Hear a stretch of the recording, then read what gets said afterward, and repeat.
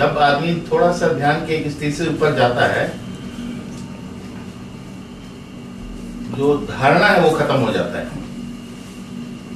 धारणा का मिट जाना ही ध्यान है।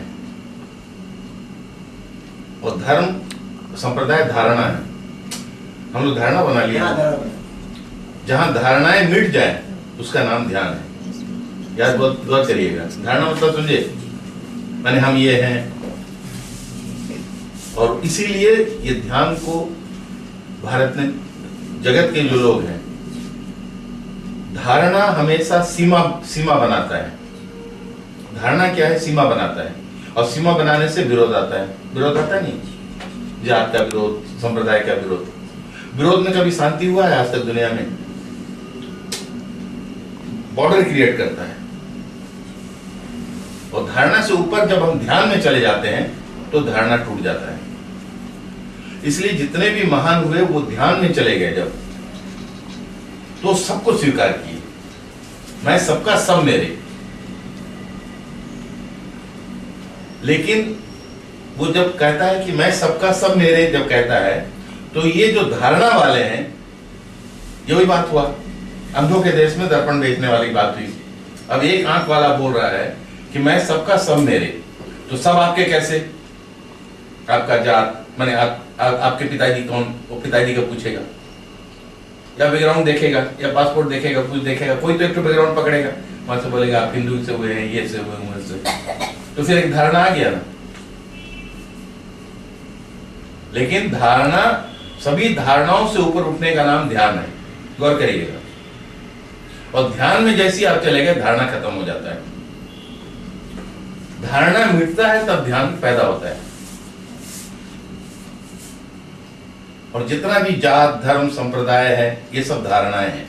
हमको दे दिया गया ना, पैदा हुए होश संभाले, हमको बोल दिया गया कि तुम ये हो, तुम वो हो, या ये प्रोविंस के हो, प्रोविंस को।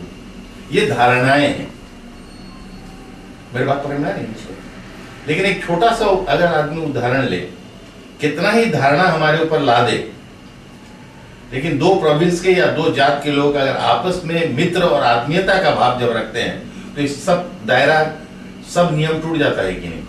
धारणा, जब तक धारणाएं हैं तब तक हम ईश्वर की ओर नहीं जा सकते। आज तक धारणा को लेकर के कभी भी परमात्मा के पास कोई, मैंने परमात्मा की ओर ऊपर नहीं चल सका। धारणा इस तरह से है जैसे कि मैंने, हम मंदिर से बाहर है अभी, यानी भगवान के मंदिर से बाहर टहल रहे हैं। हमें मंदिर दिख रहा है, ठीक है, लेकिन मंदिर में प्रवेश नहीं हमारा हुआ है। मंदिर माने हिंदू धर्म ऐसा मंदिर नहीं, अभी सदगुरु के मंदिर में हम प्रवेश नहीं किए। धारणाओं को लेकर सदगुरु के मंदिर में आप प्रवेश नहीं कर सकते। और अगर प्रवेश किए भी है तो ज्यादा दिन टिकेंगे नहीं, आप हट जाएंगे। धारणाओं से कभी परमात्मा नहीं मिलता है। परमात्मा धारणाओं से परे। मेरी बात समझे मतलब? इसलिए ध्यान बोला। जहां हम जो भी ध्येय में विचार करते हैं वो ना हो जाना। ध्यान का अर्थ समझिए, शब्द ब्रह्म में जो भी हम अपने ध्येय में, ध्येय मतलब समझे, बोलते नहीं भाई आपका क्या ध्येय है? मेरा ध्येय कैसा होना चाहिए? मेरा ध्येय की जन्माष्टमी होना चाहिए, मेरा ध्येय की शिवरात्रि होना चाहिए, मेरा ध्येय की छठ होना चाहिए, मेरा पट होना चाहिए। ये ध्येय सब ना हो जाना, ध्येय ना हो जाना ध्यान है। मेरे बात सुने मतलब? कब तक सीमा, माने कब तक बचपना करें? जो मनुष्य जन्म मिला है हमको, और जब हमको एक आभास मिल रहा है कि हम जहां हैं वहीं हम शांत नहीं है, शांत है, लेकिन ऐसे भी कोई जगह है जो कि बड़े, जो जगह को कोई पाके बड़ा शांत है और मगन है, बल्कि दूसरों का अशांति भी लेकर के थोड़ा देरी के लिए झकझोर में आता है, लेकिन फिर अपने मूड में आ जाता है, फिर अपनी परम शांति को छूता है जब, तो फिर हमें भी एक अज्ञात शांति देने लग जाता है। अज्ञात हमें कहीं अज्ञात में ले जाता है। मेरा बात पकड़ में आ रहा है मतलब? कोई भी जाति, धर्म, संप्रदाय में सोच रहे हैं तब तक हमको परमात्मा का मालूम नहीं है। मैंने परमात्मा के बारे में हमें पता नहीं। इतनी तो फर्क है।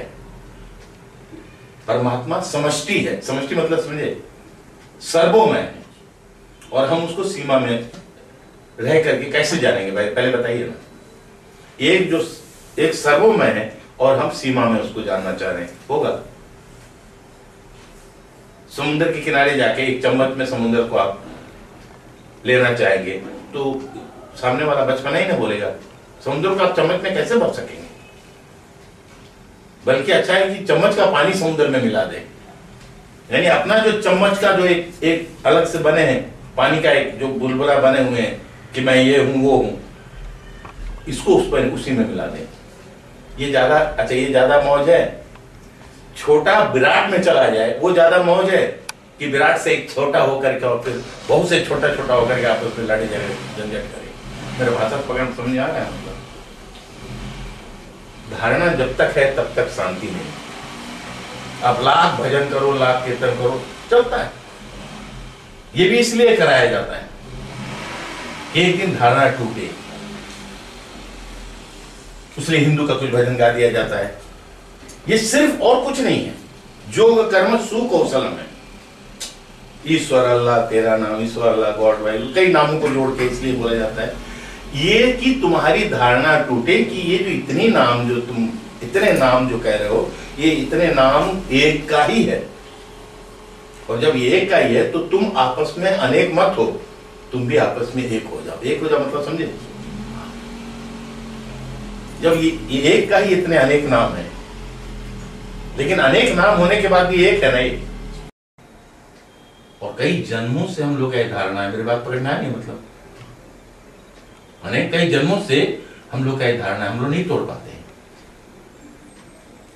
वंश परंपरा बात नहीं चलता है कभी कभी लोगों का, हम ये वंश से, हम वो वंश से, हम वो वंश से, यानी बता रहा है कि हमारा इतना लंबा लंबा चेन में हम बंधे हुए हैं, हम बलि के बकरे हैं, यानी इतना स्ट्रांग हमारा चेन है, हमारा खूंटी इतना स्ट्रांग है क्योंकि हम वो खानदान से हैं, खूंटी बहुत स्ट्रांग है, तो बंधे हुए